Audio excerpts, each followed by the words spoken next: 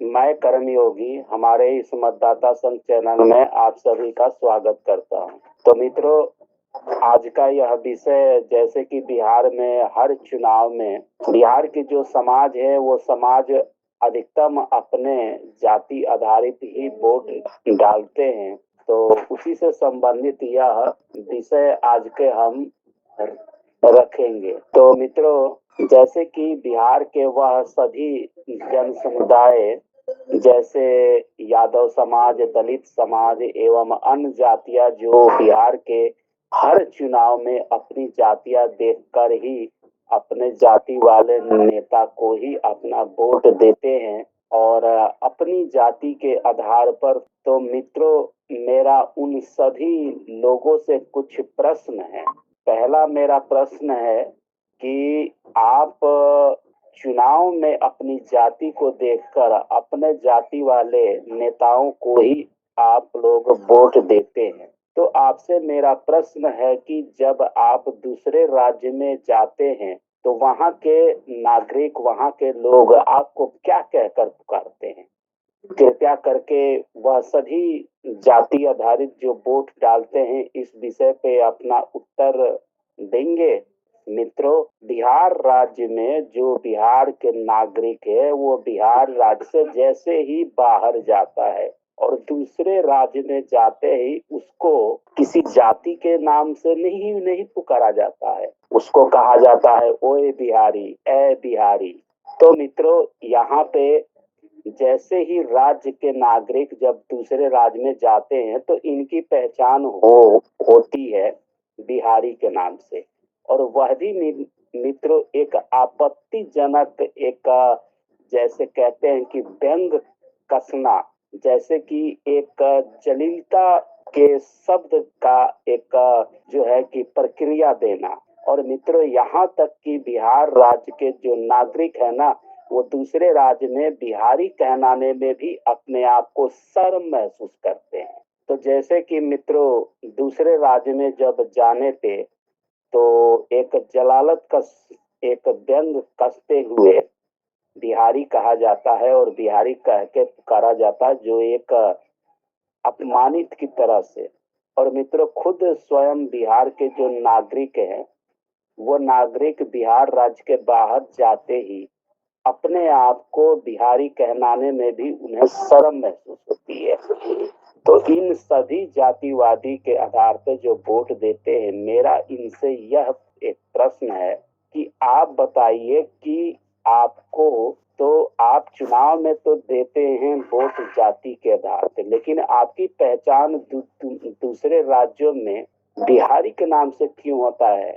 इसका उत्तर आपसे जो है कि समाज का पूछना चाहता है। मेरा दूसरा प्रश्न है कि दूसरे राज्यों में रोजगार की तलाश में आपके जाति वाले पार्टियों के कितने नेता और उनके कितने खानदान के लोग रोजगार की तलाश में दिल्ली, गुजरात, हरियाणा, महाराष्ट्र एवं अन्य की बिहार के हर नागरिक, हर घर से सदस्य जो है कि रोजगार की तलाश में राज्य से बाहर जाते हैं। तो कृपया करके आप लोग भी तो अपनी जाति वालों को ही आप लोग वोट जो देते हैं, तो आप बताइए कि आपके जाति वाले जितने भी नेता हैं इनके कुल खानदान में कितने लोग बिहार राज्य से बाहर जाते हैं रोजगार की तलाश में। मेरा तीसरा प्रश्न है, मित्रों, चाहे कुछ भी हो जाए बिहार में, लेकिन मित्रों यादव समाज यादव को ही वोट देगा, दलित समाज सिर्फ दलित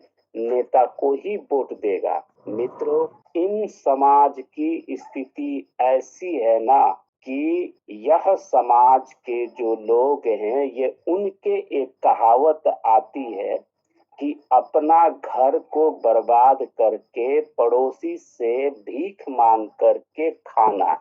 तो मित्रों, यही इन सब चीजों पे सत्यता ये बैठ रही है।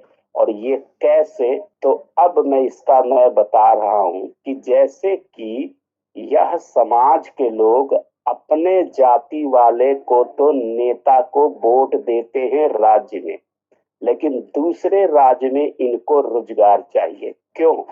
मेरा इन सभी लोगों से जो जाति आधारित वोट देते हैं, तो मेरा इनसे प्रश्न है कि आपको वोट देंगे आप बिहार में, तो आपको बिहार से बाहर के दूसरे राज्य में आपको रोजगार क्यों चाहिए?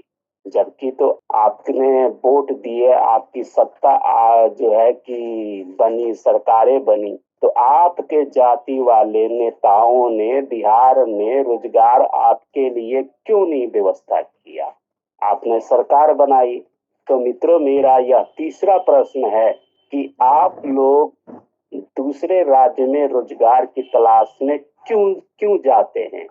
और आपके जाति वाले नेताओं के कुल खानदान के कितने लोग दूसरे राज्य में रहते हैं और रोजगार करते हैं और रोजगार के तलाश में जाते हैं? चौथा प्रश्न, आपके जातिवाद वोट देने की वजह से बिहार में माफिया राज, गुंडा राज, शिक्षा व्यवस्थाओं का पतन, स्वास्थ्य व्यवस्थाओं का पतन, सरकारी कार्यालयों में घोटाला, रिश्वतखोरी, राज्य की ग्राम पंचायती व्यवस्था में निकम्मेपन, घोटाले राज की स्थापना हुई, राज्य की अर्थव्यवस्था धराशायी हो चुका है, राज्य के जन समुदाय रोजगार की तलाश में दूसरे राज्यों में जाते हैं। क्या आपकी जाति आधारित वोट देने वाले लोग बिहार राज्य की 100% गुनहगार है या नहीं? यह सत्य है कि बिहार में आपकी यादव समाज एवं दलित समाज की जनसंख्या अधिक है तथा आप लोग संगठित होकर अपनी जाति वालों को ही आप लोग वोट देते हैं, तो आप इस बिहार राज्य के 100% गुनहगार हैं या नहीं? मेरा यह चौथा प्रश्न है। मेरा पांचवा प्रश्न है, कोई भी उद्योगपति उस राज्य में अपना पूंजी निवेश करने से पहले उस राज्य की सरकारी व्यवस्थाओं को देखता है तथा आपने जाति आधारित अपनी वोट देने की मानसिकताओं की वजह से आपने बिहार की जो विधि व्यवस्था बना रखी है, तो वर्तमान तो छोड़िए, भविष्य में भी कोई भी उद्योगपति बिहार में निवेश करना तथा अपनी कंपनी को शुरू करने पर विचार ही नहीं कर सकता। आप जाति वालों ने बिहार की यह दुर्भाग्य लिख चुके हैं कि वर्तमान से लेकर भविष्य तक बिहार के हर नागरिक पीढ़ी दर पीढ़ी दूसरे राज्यों में रोजगार की तलाश में जाए। तो क्या आप जाति देखकर वोट देने वाले लोग, क्या आप इस तरह की बिहार का दुर्भाग्य लिखने वाले विधाता हैं या नहीं? कृपया इस विषय पर उत्तर दें। मेरा छठा प्रश्न है जातिवादी आधार पर वोट देने वालों से कि बिहार की पंचायती सिस्टम, सरकारी कार्यालय सिस्टम, पुलिस प्रशासन सिस्टम, जुडिशरी सिस्टम, इन सभी बिहार की विधि व्यवस्थाओं को घटिया रिश्वतखोर सिस्टम बनाने के गुनहगार आप जाति देखकर वोट देने वाले सभी लोग गुनाहगार हैं या नहीं? मित्रों, यह मेरा 6 प्रश्न है उन सभी जातिवादी लोगों से जो जाति आधारित अपना वोट देते हैं और इस बिहार का विनाश ही विनाश लिख दिए हैं और अब भी समझने को तैयार नहीं है। तो मेरा इन सभी लोगों से मेरा यह भी कहनाम है कि हे जातिवादी पार्टियों एवं जातिवादी नेताओं के देवतुल्य वोटरों, कभी इन विषयों पर अपने जाति वाले नेताओं से प्रश्न करके देख लो, तुम्हें तुम्हारी औकात पता चल जाएगा तथा आपके जाति वाले नेताओं से तो पहले ही उनके चमचे ही आपको औकात बता देंगे। मित्रों, यह एक हकीकत है।